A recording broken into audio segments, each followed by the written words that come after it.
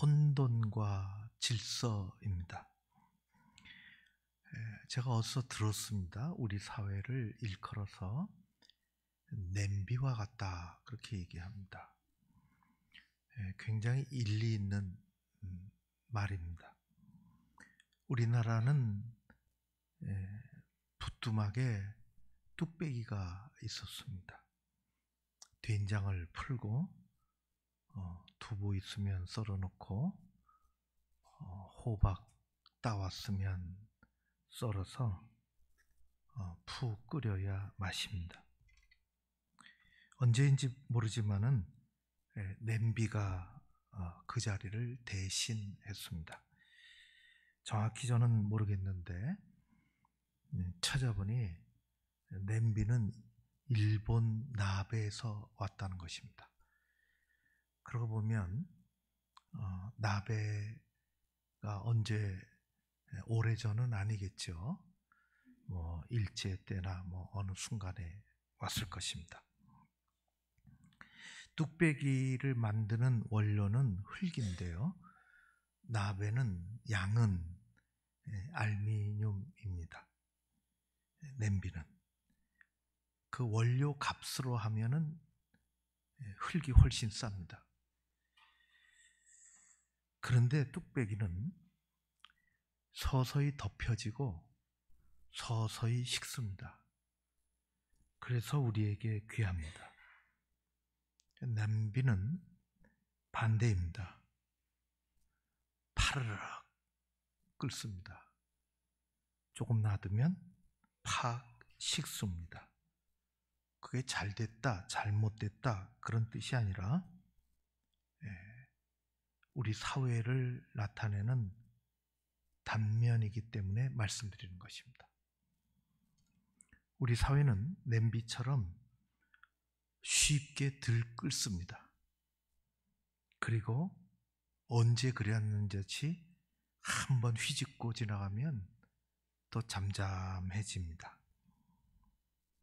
이 냄비와 같은 사회라는 말의 이면에는 혼란, 혼돈스럽고 또 잘 참지 못하고 무질서하고 그런 것들이 그 냄비 사회의 이면에 자리 잡고 있습니다. 세상은 시작이 그렇게 되지 않았습니다. 하나님은 그렇게 이 세상을 만드시지 않았죠. 창세기 1장 1절은 창세기뿐만 아니라 요한계시록까지 온 세상, 온 우주를 끌고 가는 한 절입니다. 창세기 1장 1절이 온 세상의 근본을 한 절로 말씀해주고 있습니다. 태초에 하나님이 천지를 창조하셨다 것입니다. 어떻게 창조하셨냐? 우리가 믿는 하나님은 온 우주 만물을 설계하신 섬세한 설계자이십니다. 그리고 그분이 계획하시고 설계하신 대로 만물을 말씀으로 창조하신 창조주 하나님이십니다. 1장 1절은 성경 전체, 우주 전체, 우리의 삶 전체를 이끄는 우주 창조의 선언이라고 한다면 2절서부터는 도대체 창조가 어떻게 진행되었는지 장엄한 질서의 내력을 이야기해주고 있습니다. 2절서부터 4절까지만 읽으면 이렇습니다. 땅이 혼돈하고 공허하며 흑암이 깊음 위에 있고 하나님의 영은 수문 위에서 이에 운행하시니라. 하나님이 이르시되 빛이 있으라 하시니 빛이 있었고 빛이 하나님 보시기에 참 좋았다. 말씀이 그렇게 시작합니다.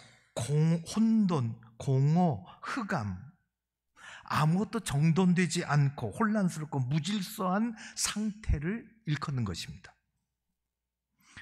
그것을 두고 하나님께서 하신 창조의 첫 스텝은 혼돈 세상에 빛을 집어넣으신 것입니다. 생명의 빛이 세상의 혼돈과 공허를 몰아내고 창조의 질서가 잡히기 시작했습니다. 그래서 하나님은 시간과 공간을 차례로 창조하시고 그 가운데 우리를 빚으셔서 거기 두셨습니다. 창조주 하나님은 혼돈을 싫어하시고 무질서를 멀리하시는 질서의 하나님이십니다. 이 빛이 사라지면, 어두워지면, 심령이 어두워지면, 세상의 빛이 사라지면, 지하 상가의 불이 갑자기 꺼지면 난동이 일어나는 것입니다. 우리 그거 많이 봅니다. 물건 하나 훔치려고 어둠을 틈타서.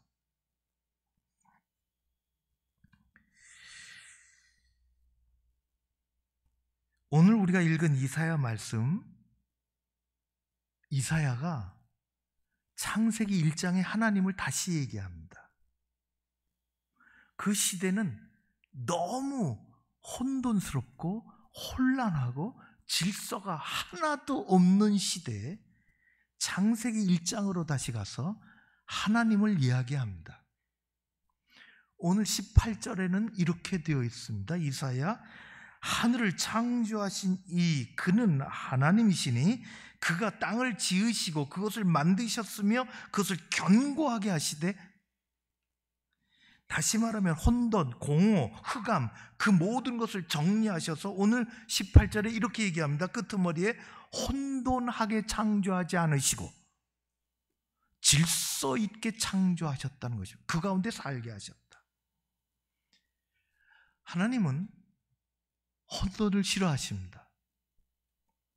빛으로 혼돈과 공허를 바꾸어 질서 있게 온 세상을 채우셨습니다. 이사야가 말하는 하나님은 혼돈이 아니라 질서의 창조주 하나님이십니다. 이사야가 그런 시대에 살았습니다. 매우 혼란하고 매우 혼돈스러운 험악한 시대에 살았던 선지자입니다. 그것에다 대고 얘기합니다. 하나님은 그런 하나님이 아니시라. 하나님은 혼란과 혼돈을 만드시지 않았다. 이사야는 원래 광야의 선지자가 아니라 제사장 가문에서 태어난 제사장 계열의 사람입니다. 가만히 있으면 제사장이 됩니다. 어느 날 그가 성전에 있을 때에 엄청난 환상을 보았습니다. 하나님의 옷자락이 성전에 가득하고 주변의 천사들이 하나님의 거룩하심과 영광을 찬양하고 있었죠. 이 환상을 본 이사야는 이제 내가 죽었구나. 하나님의 형상을 본 사람은 나 죽는다고 했는데 이제는 죽었구나. 그때 천사가 부적갱이를 들고 불타는 벌겋게 달아오른 숯불을 가지고 이사야의 입에 갖다 댔습니다. 이게 죽는 거구나. 그렇게 겁먹고 있을 때 천사는 오히려 이야기합니다. 이제 내가 입으로 지은 수많은 죄가 사해졌느니라. 그때 하나님의 음성이 준엄하게 들려옵니다. 내가 누구를 보내면 누가 우리를 위하여 갈꼬. 하나님의 부르심입니다. 이사야는 선지자가 될 마음이 없었습니다. 하나도 생각해 본 적이 없었습니다. 이미 제사장의 가문에서 태어난 제사장이며 내가 지금까지 하나님의 성전을 중심으로 해서 살았는데 지금 와서 내가 어디를 가며 무엇을 한단 말인가? 그는 선지자의 길을 생각해 본 적이 없습니다. 그러나 이사야는 거룩하신 하나님의 이 부르심 앞에서 도망할 명분도 거부할 핑계도 찾지 못했습니다. 그리고 무릎 꿇고 순종합니다. 주님, 제가 여기 있습니다. 저를 보내주십시오. 이사야가 부름받던 그 당시에 이스라엘은 공허한 나라였습니다. 거대한 혼돈이 자리 잡고 있던 사회였습니다. 사회 구석구석이 거짓과 폭력으로 만연해 있습니다. 권력 있는 사람, 배운 사람, 뭘 좀 가지고 있는 사람, 힘없는 사람, 없는 사람 것을 빼앗기 시작했습니다. 물건을 탈취하고 땅을 빼앗고 포도원을 가지고 갔습니다. 힘의 세상입니다. 양심과 질서보다는 주먹과 폭력이 앞서는 시대였습니다. 정치 권력자들과 지도층의 부정부패가 만연했습니다. 불의의 탈취로 세상은 어두워졌고 무질서가 횡행했으며 하나님의 공의는 사라졌습니다. 가장 큰 문제는 하나님을 믿는 백성이, 하나님을 믿는 신앙이 사라졌다는 것입니다. 타락했습니다. 하나님을 경외하고 말씀을 따르는 믿음이 사라졌습니다. 그 자리에 우상이 자리 잡고 있었습니다. 하나님은 혼돈의 시대에 이사야를 통해서 말씀하고 계십니다. 오늘 그 말씀을 우리가 읽은 것입니다. 이사야는 다시 창세기로 가서 하나님을 얘기합니다. 나는 하나님, 나는 하늘과 땅을 창조한 창조자니라. 나는 세상을 창조하고 너희를 그 가운데 살게 할 때에 혼돈하게 창조하지 않았으며 혼돈한 곳에서, 혼란스러운 곳에서 나를 찾으라고 말하지도 않았다. 그게 오늘 말씀입니다. 혼란한 곳에서 하나님을 찾을 수가 없습니다. 하나님은 혼돈의 하나님이 아니십니다. 하나님은 질서의 하나님이십니다. 그래서 우리 마음 가운데 빛을 보내시죠. 창세기 우주 혼동스러운 그곳에, 혼란스럽고 어두운 그곳에 한 줄기 빛을 보내요. 다 자리 잡게 하는 것처럼 우리 가운데 빛이 들어와야 내면의 질서가 생기는 것입니다. 하나님 그렇게 말씀하십니다. 혼돈한 곳에서 나를 찾으라고 말씀하지 않았다. 말하지 않았다. 내가 말할 때에 은밀한 곳에서, 어두운 곳에서 나는 말하지 않았다. 백주대낮에 내 종들을 통해서 알아듣도록 지금까지 말하고 있다. 여러분, 하나님은 그런 하나님이십니다. 여러분은 어떤 하나님을 믿으십니까? 우리는 냄비와 같이 들끓는 사회, 혼돈과 무질서의 시대를 살아가고 있습니다. 혼돈 가운데 질서와 공의와 구원을 말씀하시는 하나님의 음성을 우리는 귀담아 들어야 합니다. 저는 공적인 임무를 가지고 활동할 때 태풍이 일어난 저 경상도 지방을 방문한 적이 있습니다. 내비가 소용없습니다. 다리가 끊겼는데. 도로가 끊기고 전기가 들어오지 않고 흙이 집을 덮쳐서 매몰되었고 물은 흘러가는데 마실 물은 없고 주변은 온통 쓰레기장이 됐습니다. 보십시오. 부엌에 있어야 할 그릇이 논바닥에 처박혀 있습니다. 안방에 장롱이 있어야 되는데 흙탕물에 떠내려가고 있습니다. 우리 안에 있어야 하는 돼지는 물속에서 허우적거리고 떠다닙니다. 제자리에 있는 것이라고는 하나도 없습니다. 온통 뒤죽박죽이죠. 그것을 혼돈이라고 얘기합니다. 제자리에 있는 것이 없는 것을 혼돈이라 그럽니다. 하나님은 제자리 잡으셨습니다. 우리가 저 10여 년 전에 동일본 대지진 진도 9.1 매우 봐도 겁이 납니다. 상상을 초월하는 쓰나미가 순식간에 덮칩니다. 그 무시무시한 속도로 바다에 있어야 할 거대한 배가 뒤집혀가지고 동네 한가운데 들어와 있습니다. 자동차들이 장난감처럼 구겨지고 쓸려다닙니다. 수많은 사람들이 죽어서 떠다닙니다. 그것을 케오스라 얘기합니다. 창세기 1장 2절에 나오는 낱말입니다. 제자리 없다는 것입니다. 제자리에 있어야 할 것이 다른 데가 있다는 것이에요. 바다에 떠 있어야 할 배가 마을 회당 앞에 뒤집혀 있습니다. 이것은 우리가 가끔 경험하는 거대한 자연재해 속의 혼돈의 세계입니다. 그러나 시간이 지나서 치유면 됩니다. 또 대비하면 되는 것이에요.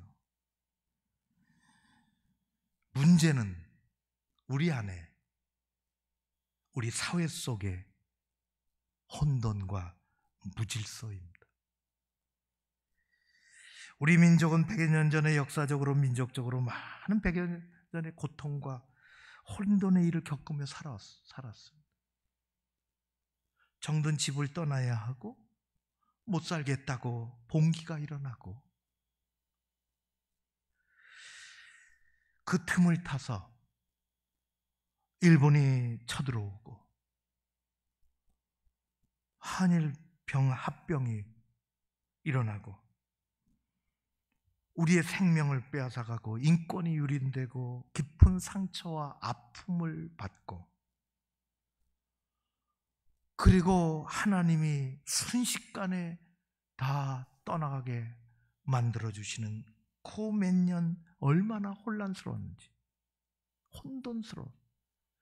전쟁이 일어나서 또 우리는 생명을 빼앗기고 깊은 상처와 고통 속에 헤매었습니다.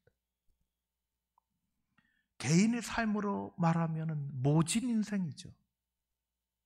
견디기 힘든 모진 인생입니다. 그러나 우리는 고백합니다. 하나님께서 이 풍전등화의 대한민국을 이렇게 지켜주셨다고. 우리는 산업화를 이루었고 민주화를 지나서 눈부신 경제 선장을 이루었습니다. 우리는 행복할까요? 우리의 마음은 평안할까요?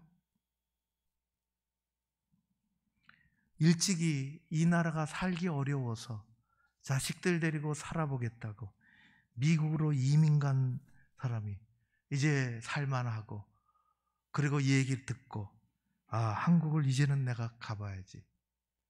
찾아가 볼 데가 없습니다. 꽃대골 옛날 친구들과 다 그런 곳도 없어졌습니다. 그래도 사회가 바뀌고 이 변화된 사회, 지하철 빵빵하고 핸드폰 누구나 어떤 사람 2개씩, 자동차의 물결, 국산 자동차가 팬시하게 돌아다니고 높은 빌딩, 시설들, 대한민국이 이렇게 바뀌다니 너무 자랑스럽고 감사하고 그렇게 한 달을 채 못 삽니다. 한 달이 거의 지나가니 너무 이해가 안 되는 부분들이 눈에 들어오기 시작했습니다. 왜 이럴까? 버스 정류장에 가면은 3분 후에 좌석이 여유가 있는 몇 번 버스가 온다고 되어 있습니다. 10분 후에 당신이 기다리는 버스가 도착한다고. 가다 보면 아웅산 가스가 황화수소인가 잘 모르겠어요. 그게 왜 필요한지 0.007mg으로 이것이 환경이 괜찮다고 빨갛게 파랗게 해주면 되는 일이에요. 우리가 이산화탄소 0.001mg이 뭔 줄 알아요? 그럼에도 불구하고 사람들은 매우 불만스럽게 살아갑니다. 불만이 팽배하고 갈등이 고조되고 시스템은 매우 발전하고 매우 편리해졌는데 마음들은 편안하지 못합니다. 넘어서서 불안합니다. 그가 이해가 되지 않습니다. 데모가 매일 있습니다. 사람들은 이 살기 좋은 나라에서 불행하다고 합니다. 위험, 갈등, 분노, 이것이 우리 사회의 단면으로 자리 잡고 있습니다. 우리 하나님은 어떤 하나님이십니까? 우리는 어떤 하나님을 믿고 살아갑니까? 하나님은 온 세상 모든 만물을 창조하신 창조주이십니다. 그분이 설계하시고 창조하신 세계는 혼돈의 세상이 아니라 아름다운 질서가 잡혀있는, 그래서 보시기에 좋았던, 그래서 그곳에 사람들을 두고 살게 하셨던 질서의 하나님이십니다. 인간의 탐욕과 무서운 죄는 세상을 어둡고 혼란스럽게, 혼돈스럽게 만들었습니다. 사탄은 그 인간의 죄를 휘저으면서 사람들을 이간시키고 세상을 무질서하게 어둡게 만들기 시작했습니다. 하나님께서는 혼돈을 싫어하시며 혼돈 가운데 계시지 않으며 혼돈을 제거하시며 질서를 세우시는 질서의 하나님이요 공의와 구원의 하나님이십니다. 우리가 예배자로 나아가 하나님 앞에 예배드릴 때 하나님은 매우 기뻐하십니다. 우리가 회개하고 경배하면 매우 좋아하십니다. 우리가 찬양하고 기도하면 하나님 영광을 거두십니다. 그러나 우리의 예배는 이 예배당에 머무르는 예배가 아니라 세상에 나가서 드리는 예배입니다. 하나님은 우리에게 말씀을 주시고 은혜를 주시고 믿음의 길을 통해서 저 무질서하고 혼돈스러운 세상 가운데 나가라고 말씀하십니다. 그곳에 나가서 창조의 질서대로 살며 그것을 선포하며 하나님을 의지하며 내 마음에 먼저 내면 세계의 질서를 가지고 세상에 나가라고 말씀하시는 것입니다. 창조주 하나님은 언제나 임마누엘 동행하시는 하나님이십니다. 우리는 사회가 혼란스럽고 혼돈스럽고 영적으로 매우 혼란스러운 시대에 살아갑니다. 믿음의 좌표를 잃지 말아야 하는 것입니다. 오래전에 제가 어느 목사님 어머님 소천하신 93세로 소천하신 곳에 조문을 갔습니다. 목사님도 그 당시 연세가 있으셨는데 어머님은 93세셨습니다. 이 어머니는 일제시대에 서울의 부잣집 외동딸로 태어났습니다. 그 당시는 그랬으니까 꽃다운 나이 16, 28청춘이라고 16에 시집을 가셨습니다. 남편 하나 보고 사는 거죠. 3년이 지나 19에 첫 아들을 낳았습니다. 갓난아이를 키우며 행복했습니다. 그러나 일본 사람들이, 일본 놈들이 남편을 끌고 갔습니다. 나중에 들리는 소식은 만주로 징용 갔다는 것입니다. 그 후에 아무 소식을 듣지 못했습니다. 그렇게 세월이 조금 흘렀습니다. 얼마나 무서웠겠습니까? 문제는 시집의 공격입니다. 시댁이 공격을 합니다. 남편이 잘못된 것은 내 탓이라고.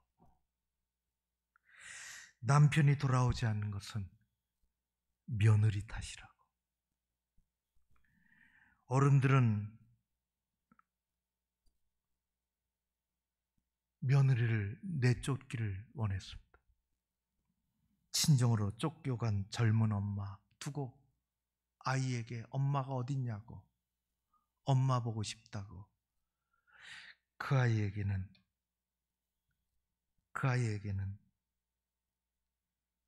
엄마 시집 갔다고 했습니다. 집으로 쫓겨가 아이가 보고 싶어 살 수가 없습니다. 그래서 3개월 만에 시집으로 다시 시집을 맴돌다가 들어갑니다.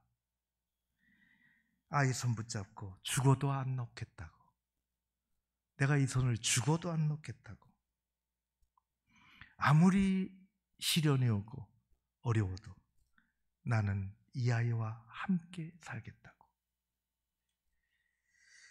혼돈과 혼란의 세월을 오직 젊은 세대는 하나님만 바라보고 아들 하나님께 바치며 평생을 기도하고 살다가 천국 가신 것입니다. 우리는 자신의 내면 세계를 먼저 잘 들여다봐야 합니다. 자신의 내면 세계의 질서가 하나님의 말씀으로, 말씀의 빛으로 재편되어야 합니다. 그래야 우리는 이 시대를 이기며 살아갈 수 있습니다.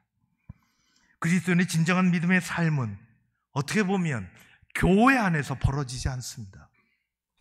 진짜 우리의 삶은 세상이라는 우리의 삶의 자리가 있는 그곳에서 일어나는 것입니다.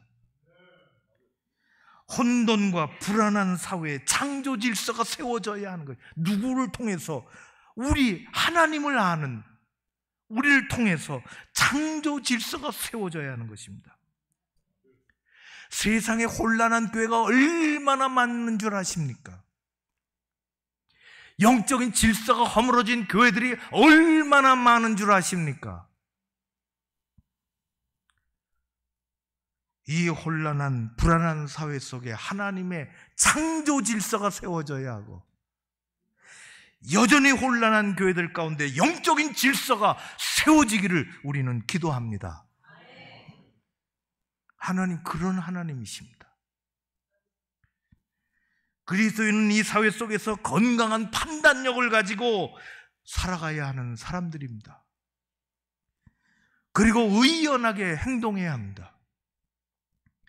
신약의 성경 이름 중에 사람 이름도 있고 교회 이름도 있습니다. 대표적인 게 에베소, 고린도 이런 곳입니다. 고린도 교회, 대단히 힘들고 어렵고 문제가 많고 혼돈스러운 교회입니다. 사도 바울은 울면서 고린도 후서를 썼습니다. 고린도전서 마지막에 이렇게 말씀합니다. 모든 것을 품위 있게 하고 질서 있게 하라. 하나님의 말씀과 은혜를 품은 그리스도인으로 세상에 나가 창조 질서를 회복하는 데 기도하고 힘써 살아가며 하나님의 질서가 교회에 세워지기를 기도하며 그 질서를 따라 사는 우리 모두가 되어지기를 주의 이름으로 축원합니다. 고마우신 아버지 하나님,